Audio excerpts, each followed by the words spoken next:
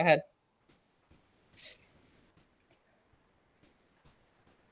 Hi, All right. everyone. My name is Mandy, and I am here interviewing Nina Tolins and the LyRXninjas about their newest album, Winter Solstice.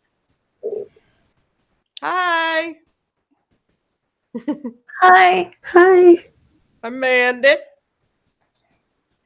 All right, so I wanted to start off by asking, what is the story or main theme that runs through this album? All right. I guess I'll answer that, ladies. So, I love how I'm laughing beforehand.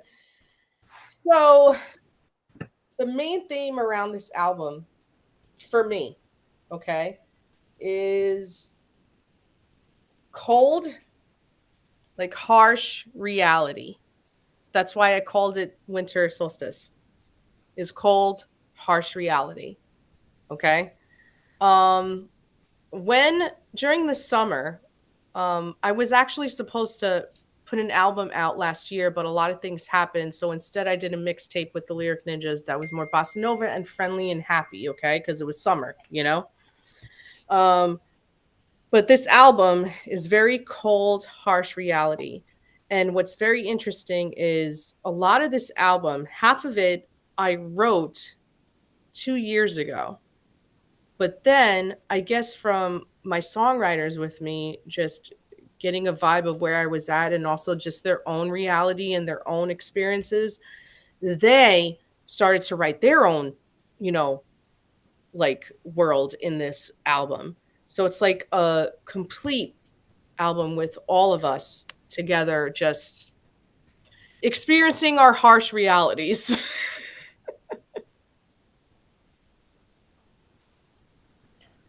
Okay, and how would you say that the individual tracks connect to that story of a harsh reality?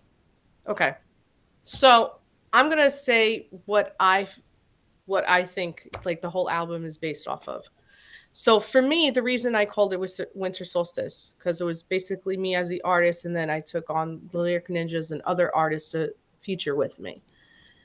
When this album was being written, I was experiencing a lot of issues at the time with unfortunately my mother, okay? And my mother was very very sick. And not only sick physically, but sick mentally. And it took a very much, it really took an emotional toll on my mental health to a point where I was really sad, really depressed, and I kind of went on a downward kind of spiral. This was like a year ago. Okay. So I started writing some poetry, and the ones that are only written by me really expresses the sadness of having a relationship that you had with a parent just completely start to go away. Okay. And then unfortunately my mother passed away. So during that time I was very confused, very stricken, and I couldn't write anymore, in that kind of field. Luckily, Michelle and Tamia picked up the pieces, okay? Because I guess they kind of realized where I was going towards, you know? And Michelle and Tamia, I can't speak on their experiences. When I'm done, they can tell you. But they started then, okay, and writing their own experiences with heartbreak, with guilt, with shame, with disappointment. And I think that's where the album came together. It was halfway my depression through my torn relationship with my mother, and half my songwriters experiences with like relationships. I don't know if it's, they will tell you if it's like, emotional relationship with like a spouse or anything that caused them pain. And also, all of us together, I could really say and really feel that we all had our own internal issues that we were kind of letting out in the world. I'm going to let Michelle speak right now because like she wrote half of this album. So Michelle, tell them because I'm saying what my half was, you know? Yeah, my half was basically about emotions and actually some real life Yep. experiences, um, heartbreak, a lot of body positive and like other body image. There were a few of those songs. It's like really deep thoughts. I sat and thought for a while before I would write a song and would break the songs into different areas of like really hard, like we're talking deep feelings, emotions. And when I remember first writing these and bringing them to Nina, I'd always be like, is this too triggering, too intense, to this? And Nina would say, this is perfect for my album. And Mm. we just from that point on, we just started continuing to write more and more together. There's times when we write songs, Nina, on Mhm. your Winter Solstice, where you'll say something and I'll just pop up with an idea and it'll come. It's Yeah. like we got more connected. This album really, yes, it's about emotions and about everyone's own situations and real life experiences, but it also, I feel like this album is special because it like brought us more connected. It definitely brought us more connected. And to be honest with you, Mandy, we're not just talking about our personal emotional problems. I think we're kind of trying to speak for our generation as well. Okay. There is, and I'm going to say this, and I really don't care. Okay. This is why, see, everybody, Mandy's my friend. Yes. That's why I was like, I need her to do this because I'm going to be real as can be. I wrote this album because I am mad. Okay. I am mad. And I think the ladies with me are mad. And I think a lot of people, especially our generation, our 40s, 30s, we're pissed off. Okay. There's a lot of things that were promised to us that never happened. There's a lot of emotional baggage that we seem to carry, our generation.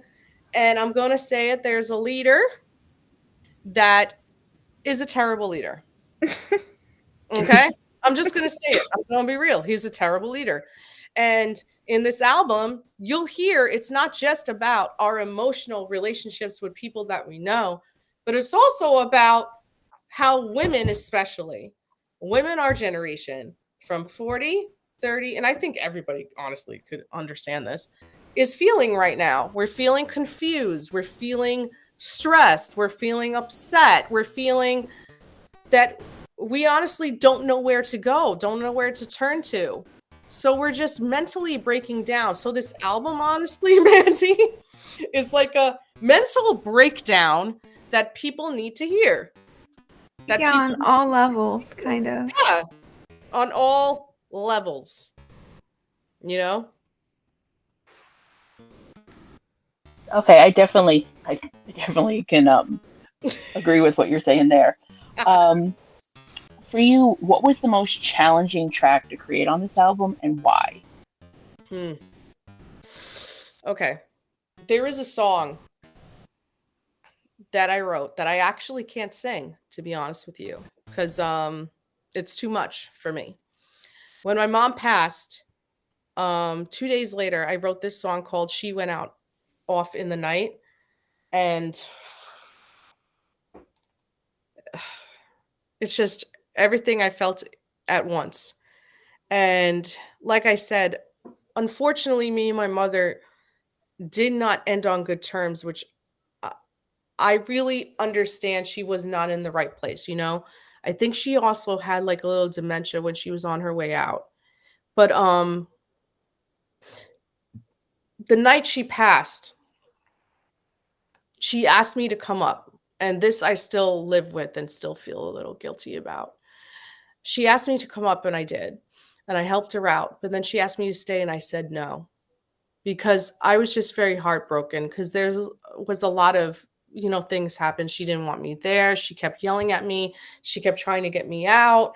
again, I didn't realize how deteriorated she was. If I did, I would have pushed more. But I left her alone, and then that night she passed, and I still carry around guilt about it. So the whole song is about my guilt and how I feel that I wish I stayed. I wish that she fought more to live. You get what I'm saying? And because my mom unfortunately passed away, and everybody's going to laugh. She was in the hospital on Christmas, okay, guys? And then she was there for like walking pneumonia and everything, and they told her not to smoke. The minute she came home, she smoked. Okay. This was my mom. Mandy knows her very well. She's very Yes. stubborn. That's why I asked her. She's a very stubborn lady. And when she's mad. And she just would not, for some reason, I think in a way, I don't know, and I can't be sitting here guessing it. I think in a way she was pushing me and my brother because she knew she was out. You know? I think in a way she was like, I'm going out and I just want to be alone and have some peace. And but at the same time, it was very hard because she was very, very mean towards us. You know, like she kept telling me to leave. She kept telling my brother to leave, that she didn't love me. So I was in like a lot of confusion. And for the night when she passed, like the whole song She Went Off in the Night is about me expressing, I wish I stayed with her. I wish I pushed her to go to the hospital. I don't understand. I wish I had more time with her. So you can only imagine me trying to sing that. It's not going to happen. Yes. You know, it's not going to happen. It's I've done it 2 times in like some stream shows, and I break down, you know, at the end. And I have an amazing student. Her name is Vivi, and she agreed to sing it. I think her voice will be great for it, and that's going to be on volume 3 during her anniversary in February. The Winter Solstice is going to be 3 volumes, one in December 21st when the winter solstice starts, then January and February. So that's going to be saved for February when my mom is going to come out on the anniversary of my mother's passing. I would say it was very hard, that one. How about you, Michelle? I would have to say the number on the scale was hardest because Mm. growing up, I'd always struggled with my weight and being told, you are what you eat, calories in versus calories out. It's just weight has always been a toughie on me, and so I couldn't sing that song. So I had to get Jasmine to sing the song. But it hits home, like when you write a song like that, sometimes you just can't Mm-hmm. sing it. You're releasing your emotions, and like I said, mine was more about weight, but you look at me and you'd be like, "Oh, she ain't no stick. She's this." But, issues with weight can happen at any size. Mm-hmm. Like, you don't have to be a size 0 to have something going on, you know? So that song pretty much was just after a really hard time in my life. So it was more of like a releasing, like almost like uh um you're not defined by a number on a scale, where I used to be trapped thinking that the number meant everything. It came before friends, it came before family even. It was insane. So that was probably the hardest song to write. That honestly, Mandy, that song, Number on a Scale, my Hmm. God. My God. Like what Michelle just said. Like, I can't wait for that song to come out because that song I feel is needed, especially at this moment with this like Ozempic kind of state of mind everybody's in, you know, where it's a little too much. And I think like that song is going to really hit home to a lot of people because when she sent me that, I cried like a baby. Oh, you helped me edit it, so You're sweet. you're on it too. Like you helped me with that song. It's your song. It's yours too. Tell her it's her song. Shut up. Do not try to give Nina credit when she says it's yours, because that is 100% her. She will She will fight you to the death on that. Yes, that is your song, man. When she took that song, when she sent me that, like I could, girl, I would have sang that, but even myself, I can't. It's just it's too much. It's so hard. It's like it really. See, I really am so happy of this project that we did because not only Mandy do I feel like a lot of people are gonna kind of relate to everything we're saying, but like in a personal way, in their own demons, not just like the relationships they have with others. That's why, like, I just feel this album I think is gonna really help a lot of people. It's not just for us about having our music out there. We just really want to like move people. And I think that speaks a lot to you as an artist, because I've been there since the beginning. So your music has always moved me. Like there are songs off of your first and second album that I sing all the time. So I honestly can't wait to get a hold of this and get to play with some of these songs too, because Oh, you're sweet. um so how do you feel that this album represents your evolution as an artist? You want me to go first, ladies? Yes. Okay, I'm gonna be real. I love how I'm like every like single sentence. I'm like, I'm gonna be real. All right, but that's the reason I want Mandy here because I love her and she know I'm gonna be real. So the evolution is the fact that I don't give a fuck anymore. And it's an amazing feeling as an artist to get there. Because when I was in my 20s and my 30s and my teens, you know this, Mandy, you were there. I was Mm-hmm. trying to conform to what everyone in the industry wanted me to be, what everything wanted me to be, you know? And I honestly, when I look back, I really love all the stuff I recorded, but I'm older now and I have a lot to say. And I am an artist and always been an artist who is not okay with just doing one genre. And that's just not how it is. This album is full art pop, you know? The only thing I could say that is great about 2025's music industry is that a lot of it is your own industry. And whatever people, buy, they buy. We, for the whole summer, had Mandy. We had a bossa nova album, the LyRXninjas. We had a city pop album. We had this thing called X-Ninjas, which is rap, gangster rap album. We had this Angel Beats album, which is more K-pop and pop, and and Whimsical, which is more like pop rock and dream pop. And some songs make it, and some songs don't. And you know what? As a songwriter and artist, you do not know which song is going to hit. That's just how it is, you know? And to be stuck in a genre is kind of a stupid move in this generation when we are living in a generation of TikTokers who only have the attention span of listening to a minute of a sound. So, in my opinion, to me, I evolved as understanding that you have to just do what you want to do, and people will follow if they really feel your authenticity,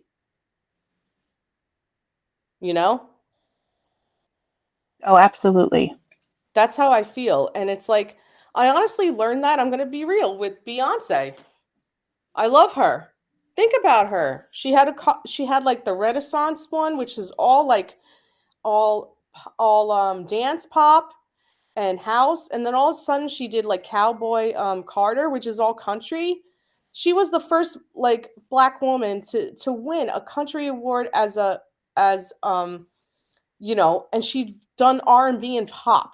There is no genre anymore. There's only your industry and what you do with it and if people follow. So to me, Like this time around, I feel that we're more evolved as understanding our individuality and not letting um anything get in the way of that. Just letting it out there, and if they like it, they like it. If they don't, they don't. I really don't care anymore. This album is art pop. It's classical opera with some soul into it. It is art pop genre. And that is something I always wanted to do because I'm a huge like Bjork fan. I'm a huge Susan Sanford fan. And for the past couple of years, when other people were kind of more in charge of me and now I'm in the reins, they would tell me, no, don't do that. You have to do that. I'm very happy that I'm old enough now to be able to say what I want and do what I want and make it work for me. How about you, Michelle? When I started evolving, it's basically when Nina, you kind of pushed me out of my shell. Remember whenever I first started writing, it was all gothic lullaby, gothic lullaby. It was months of gothic lullaby, and you're like, why don't you try R&B? Why don't you try rock? Why don't you try country? Why don't you try art pop? Why don't you try this? And when I did that, that's when doors started opening. Like, I'm not gonna say names, but like cool things started happening between me and you, and the songs, they started getting sold and noticed, and it just opened up my, I guess, um thoughts more on like whenever I went to write, I didn't keep writing so dark. Let my mind open more. And that's basically how, I never thought that I would be able to write art pop or EDM or anything like that. And look at us, Nina. Look at all the songs we have. True. It's just amazing how when you really open your mind up, you When you're can not stuck, when you're not stuck in a category, like Miss Tamia here has all these like gospel songs. She's like basically our main writer for all the Christmas songs. Christmas gospel. Oh my god! And she's like been doing everything, and it's just like us LyRXninjas, Mandy, are really known right now to not be genre conformed, you know? And you know what? I think that's what makes a good album and what makes a good song. We care more about the songwriting, not about the genre, you know? And I'm hoping that, others would understand that. But to be honest, we're not going to say any names. We have been getting success in that direction. So I think we're on the right path. It's our industry and we're making it work.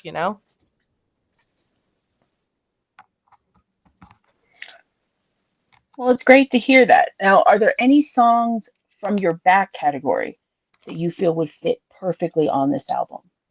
Oh, wow. Let me think. Wow. Silence. I didn't even have to think. Silence. And it's not my song. It was my mother's song. Silence is a song that has really big art pop elements into it and a rock and epic kind of quality.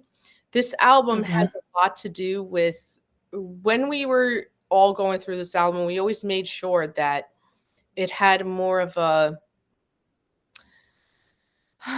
think of like a song being played on a trailer for Game of Thrones. Okay. Like more of an epic kind of going to the You movies. wanted something that was like really sweeping. Yes, sweeping. So I would say that Silence would have went perfectly with this, and that's my mother's song. That was in the New School. New School Rock Rhythm and Grooves album.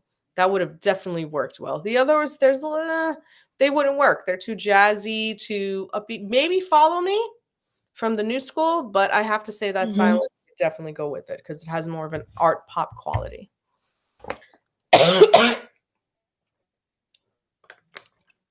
So I'm coughing, guys. I had a cold. Okay.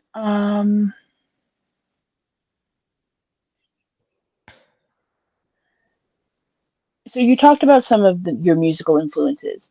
Beyond music, are there any books or films or any other type of art form that kind of shaped your lyrics or the sound that you used on this album? There is. There is a lot actually. Um for example, I wrote this song called, and it's already out already, called No Other Love.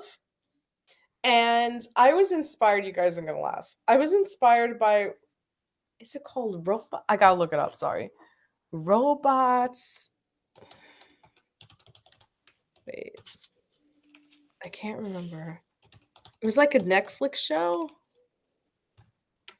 And I'm gonna get Love, Death, and Robots. It was inspired by the the show Love, Death, and Robots, and it was called, I'm gonna get this title wrong, and I'm sorry, I'm gonna butcher it, Jimbaro. And I was thinking during that whole song, Jimbaro is about like a woman who's a siren in this river. I don't know if any of you saw it. And there was a, and if you hear her sound, I don't know if you know what sirens are. They kill like people when they Hmm. sing. You heard about that? So in this animation, she sings and all these guys die, but there is a deaf soldier. So she falls in love with him. Okay. But this siren has a bunch of gold on her and silver. So you can only imagine what happens. She starts being around him, falls in love with him, and then he steals her gold and jewels. And at the end she's ripped of everything, and she sings to his death because after he, I think, I can't remember, he drinks her blood or something because she loves him, and he gets sound. After he becomes able to hear, she kills him because he ripped her from all gold, all silver that was on her body, Jimbaro. And that's No Other Love that I was inspired by. That animation there, because the whole song, if you listen to it, is about a woman who falls in love deeply with someone who she feels is right for them. She promises them goods and golds, but at the end, of course, it's not something that lasts because he completely does a takes advantage of her and steals all her fortunes and everything that she could give him. So that was No Other Love. And honestly, during that song, I was too inspired by Labyrinth, the song As the World Falls Down. How do you know that it's such a cruel love to Hmm. us? I was kind of doing a cadence around that kind of word. So that song, I was really inspired by different images, different visuals, different, I took from everywhere. How about you, Michelle? Whenever I was writing, it basically what inspired me wasn't really a film in itself. It was more personal, like people, like you've inspired me, Nina. Nadia's inspired me. It's basically friends and then my own inner self, if that makes sense. Yeah. How about you, Tamia?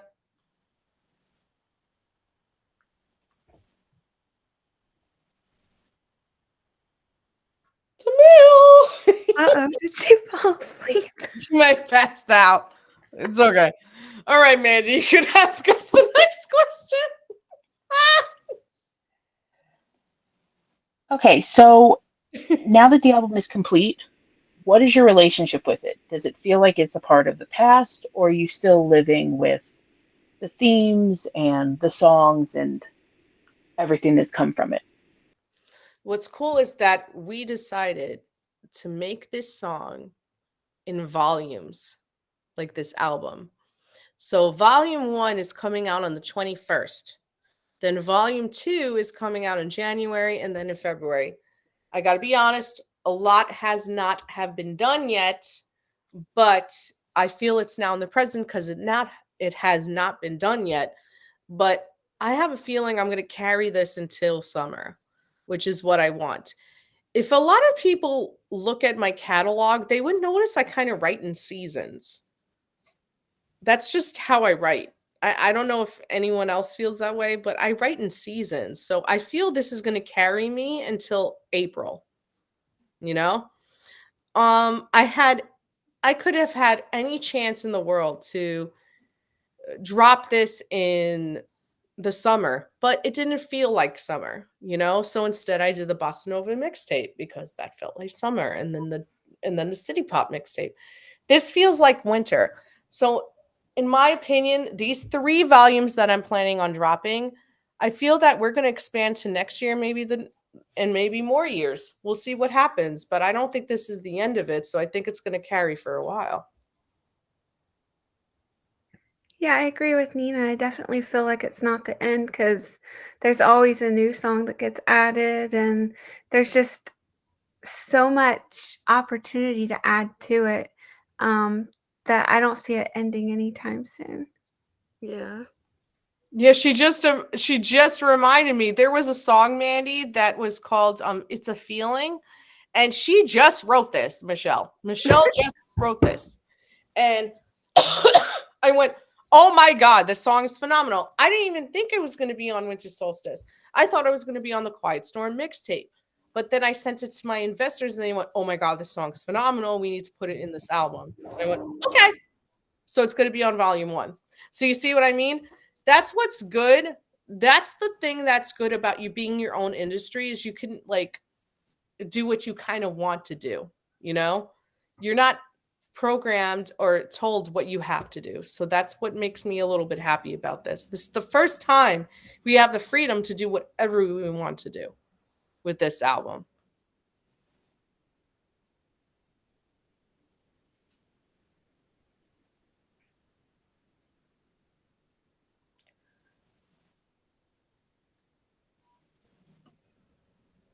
Hello? Sorry. I think I had a technical issue there for a second. Um, okay, so you're talking a lot about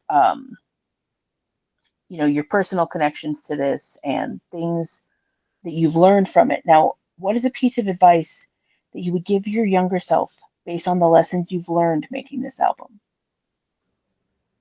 Mm. Are we saying that the younger person is uh, Like it's a younger version of you. Like if you went back to you in high school or in your early 20s and you had the chance to tell them something based on what you know now, having completed this album, what would you tell them? take everything that you go through, use it as an armor.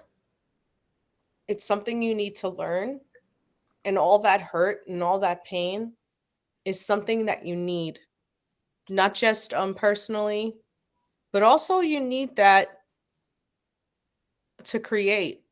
I really am a true believer that when we experience pain, the most beautiful art comes. And I'm sorry to say that. Now, I don't believe in what some of my fellow jazz, friends and artists believe, which is like, oh, I have to be in tons of pain to create something. I don't believe in that. I think you could also create with happiness, okay? And you don't have to be high, you don't have to be drunk to create something. Okay, but I'm relating to this album which came in a lot of pain, which a lot of sadness, depression, and just mental health, okay? And what I just want to say to my younger self is like take all that pain and just create something beautiful with it. And you're going to need that pain because that's experience. And that experience is going to make you mature.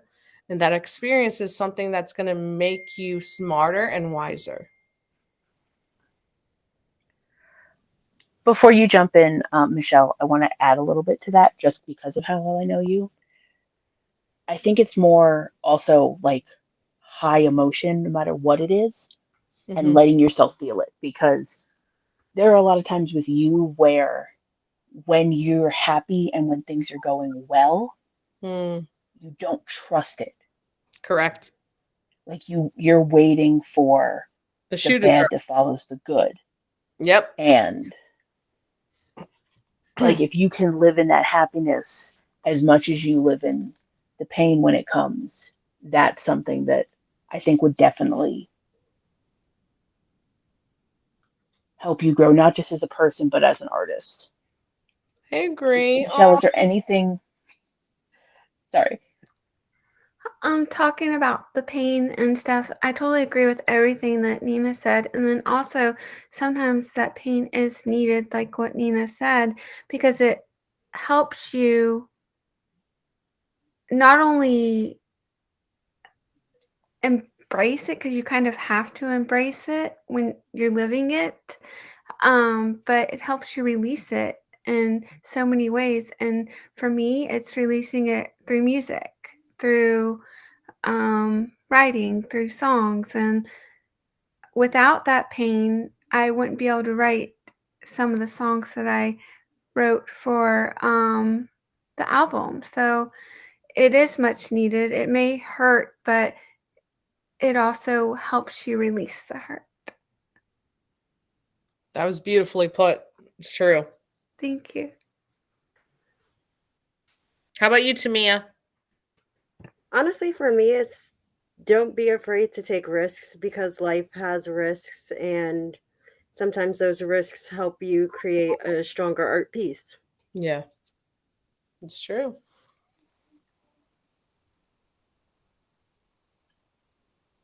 Okay. Now, stepping a little bit away from the album, if you could only listen to one album for the rest of your life that wasn't this, what would it be and why? I'll let you girls answer first. It's hard for me. One album. Okay, does this go by what we've written as like LyRXninjas albums, or because Nina knows me? And Being songwriters is hard because we like all genres. I guess like Mm-hmm. one album that you feel that you cannot live without. there's so many that I love, but then there's this side of me that's wild, and it's gonna say LyRXninjas. Which Nina's gonna laugh, but if I wouldn't have said that, I would have gone to Angel Beats because it has some really, really, really cool songs on there. She's talking about our mixtapes. I love it. I thought that's what we were supposed to do. You, Tamia? If it had to be a LyRXninjas mixtape, I would definitely say the Hallelujahs because those songs, they really like get you in a positive spirit and get you in like a relaxed mood. But if it's a different album, I would definitely have to say Beyonce's Lemonade album. Yes! That's Nice. what I'm talking about. Okay. So, one album in the universe, right? Yes. Okay. I got two, but you know what? I got to go for this one, which is Purple Give Rain. them both. Well, Purple Rain Prince. He's always Yeah. going to win for me. Prince is my god. You know, Prince is the genius. He's the artist, and Purple Rain I can't live without. So, if I have to sit back, I love how you ladies picked our own music. I'm like, girls, I can't live without Prince. I can't live without Prince Purple Rain. Like, let's go crazy. Like, he's just a genius. But you know what was a close second? Homogenic by Bjork. Which is like, Oh, wow. come on. You know, that's like, you know, that album is phenomenal. Like, I'm a hunter. My wedding song is on there, Yoga. And it gets, honestly, that album is really the basis off of what inspired us to do the Winter Solstice album. I can't say it enough. Bjork, she is our goddess, and she definitely inspired this album. Okay, but if I had to choose one, dude, come on, Prince. I'm sorry, Bjork, I love you, but no, I'm sorry. It's Prince. We have to get you to Minneapolis. Yes. I've been to Paisley Park, and I can't imagine you not getting to see that. I need to see that.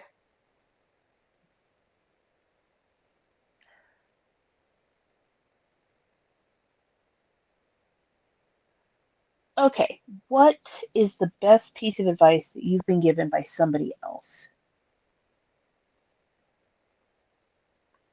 Wow. Ladies? To never limit yourself, that you more than likely, well, not more than likely, but that you're basically free. Like you're your own self and like you can do what you want, be who you want, and nobody can tell you how to do it. You just learn how to do it and live through yourself and do it yourself, kind of. Smell. So, growing up, I was a theater kid, and the inspiration that stuck with me from my theater teacher is to always continue with your passion no matter what. If it's singing, whatever art you're doing, just keep on pushing forward and keep on believing in your dreams.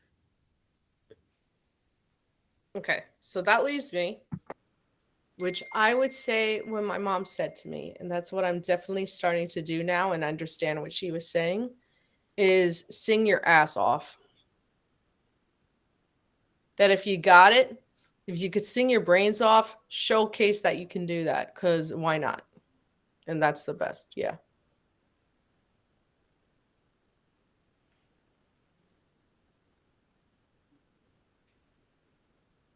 Oh, This one I'm going to add in.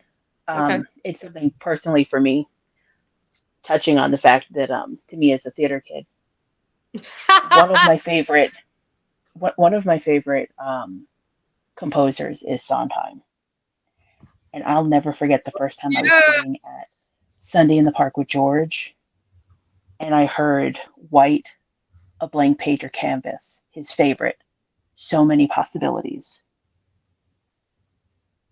because it just speaks so much, not just as an artist but as a person, about when you're starting something new, it can be anything. Like the only limits that are on it are the limits you put on it. Yes, I agree with that. And you said my hero right there, Sondheim. Hmm. Hmm. Okay, if you could change anything about the industry and how it works now, what would it be? Oh God. You want to go first, ladies? Because this is a lot for me. Um, I guess standardization, if that's a word, like that you're always have a list of what's required, and if you're not a certain look, you could have the voice, you could have everything, but if you don't fit into their standard, you don't have a chance. I just feel like it shouldn't be standardized. I feel like everyone should be equal and everyone should have the same opportunities. Um, Give or take, I'm talking about like the voice. Like the voice has to be there, but it shouldn't add on top of that. Whereas the look, the everything else that comes along with it, because there's some ugly sides to the industry, but then there's also some good sides to it. I wish it could just be the good sides. Tamia. I definitely agree with what Michelle said. Like, people really shouldn't judge you by the way that you look, the way that you dress, or whatever. People should just let you be who you are and let you do whatever you want, no matter how you look or your shape, your size, whatever. Yeah, because there's a place for everyone. Just because you don't like, just because they want something, don't put yourself down thinking that you can't have what you want just because you don't fit into what the it's just a huge standardized thing that it just isn't. I don't want to say it isn't fair. It just is sad. But there are some good parts in the industry if the good parts could be there. I personally think that the good parts are the non-industry, is the self-made industry. But I have to agree with what Michelle said. Unfortunately, these ladies and me, we also are vocal coaches, and you know that. And we teach a lot of people in this industry, and I have to tell you, a lot of it is not fair because the ones who do quote unquote make it can't sing a damn note. Okay? I'm just I'm going to be real. They can't sing a note. Okay? And it's all about like, oh, is she tall enough? If she's short enough, blah blah blah blah blah blah, with the industry quote unquote standards. And then there's the other part of the industry that is the not industry, which is the self-made industry, which I feel that people should kind of go towards a little more. But what sucks about that, okay, is that you get things like Spotify, you get things like iTunes and TikTok, which they repost this, and like you have to. I'm gonna be real with you. You got to spend a lot of money to get your stuff be heard. You have to have money to get your stuff be heard, and that's the reality, which really stinks. I wish it wasn't so financial because there's so much talent out there. I wish that we all went back to what Frank Zappa said. Yes, I'm going to quote Frank Zappa that can Sony, Columbia, can any of these big guys just go, wow, this kid, man, he's doing something cool, something new. Let's take a chance on him and give him money and do what he wants. They did that. They did that in the 60s, the 70s, and 80s. And you know what? That was a beautiful time. But now it's become, which I don't blame them because the economy sucks. Let's not talk about that because I could get into it and I won't. The economy sucks right now, okay? So if the economy sucks, the music industry is going to suck because guess what?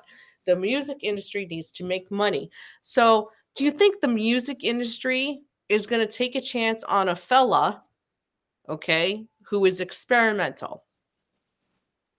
No, they're not going to. They're going to do what the industry standard is, okay?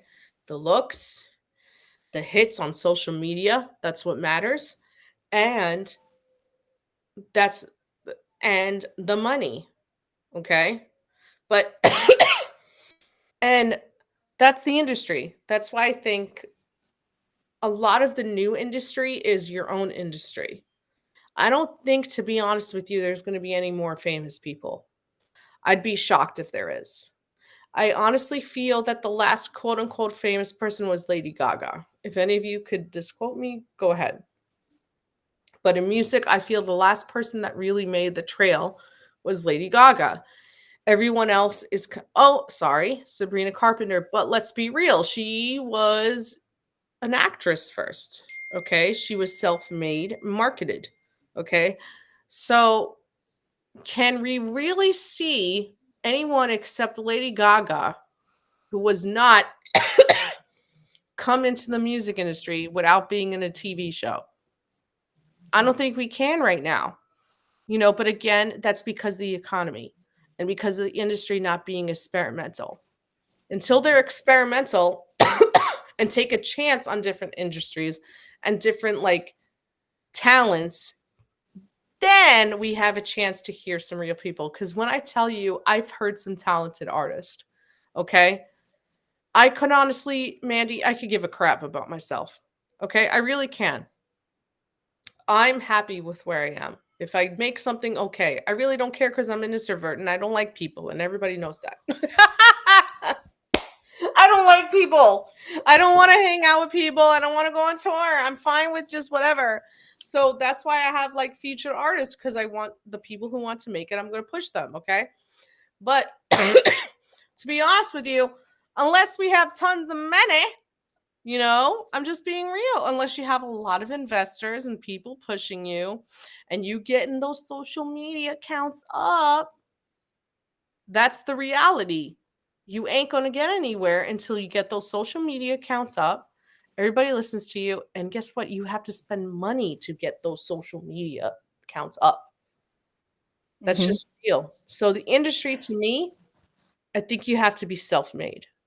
And to be self-made, unfortunately, you got to work your butt off just to pay for that.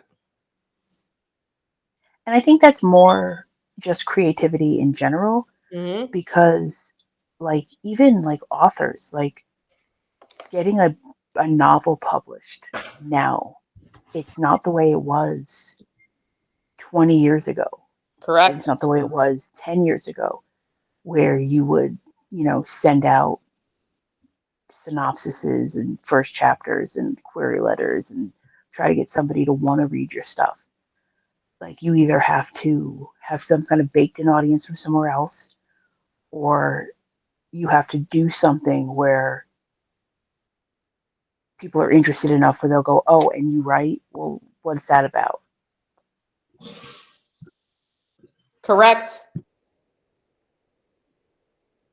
All right. One final question for you guys before we get out of here. What is next for you? Ladies, I'll let you discuss first. What's next for me is just more opportunities. Like endless opportunities. And I have Nina to thank for that because it's the whole songwriting and the album has really opened my eyes because music to me means a lot. Like it just hits like it's very therapeutic. And so there's just endless possibilities. So I can't really say there's one thing that's next for me. Right now it's just the cool opportunities that Nina's giving me when I write some songs that she's like, this is a song. And it's just, I don't know, it's all the, I guess what's next for me is just the, like I said, the opportunities that Nina's provided and given. I'm telling you right now, Miss Mandy, that Miss Michelle and me are selling songs like hotcakes. And to me, as a person who's an artist, I'm going to be real with you. Okay. When I sell things, I'm happy about it. Okay. I guess I'm a natural teacher and natural mentor because when everybody else is successful in my team, I feel a lot happier, if that makes sense. Oh, it absolutely does because, I mean, I'm not just your friend, I've been your student Yeah. for years, Yeah. and you've always been that way. Like, both you and your mom spoke so highly about me as like a student and a Yes. friend of yours, but the things you've given as a teacher are so profound. So I could absolutely see that you would be more proud and more excited about the people you're with success than you are your own. I am, and it's something, if that's the way my life is supposed to be, I'm fine with that. I want that's why we invented the Lyric Ninjas because Michelle is so damn talented, and so is Tamia, and it's like if I could give them the opportunity to do that, if I could give the artists we write for to do that, we're gonna do that, and I'm gonna push them and make them better, because that's something I'm good at, is to push someone to make them better. I'm a teacher. I'm a natural born teacher. For me, the next thing as a vocalist, this album I feel has reached my limits. As a classical, I'm starting to bring in some of my opera training that I haven't done in a while, which I'm excited about. And to be honest with you, I have a feeling what's going to come in spring and summer is some more jazz because Miss Tamia here is starting to write some jazz songs. And I feel as an older singer, Mandy, I'm being honest with you, as an older singer, I feel that I want to stick more to classical and jazz. Okay? Like I feel it's more challenging and I feel because I went to college, for jazz that I'm going to have to eventually do jazz, you know? I have to do it justice. I've done it a little bit, but I feel that I have to eventually do it justice. And Tamia and me are writing some cool things and I have a feeling that's going to come out in spring and summer. So I think the next thing is going to be jazz and blues. And I feel that's next. And I think next winter is going to be another winter, solstice, more classical based. So I think you're going to expect more opera during the cold months and more jazziness during the hot months. Well, I can't wait to hear it. Thank you guys so much, Nina, Michelle, Tamia. Thanks for taking the time to talk to me about this album. And personally, I can't wait to hear all 3 volumes. We can't wait for you to hear it. Thank you so much, Mandy. You're amazing. And again, I can't wait to see you.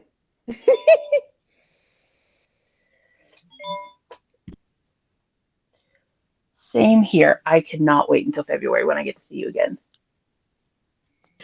Okay, ladies, goodbye. And thank you so much. Thank you.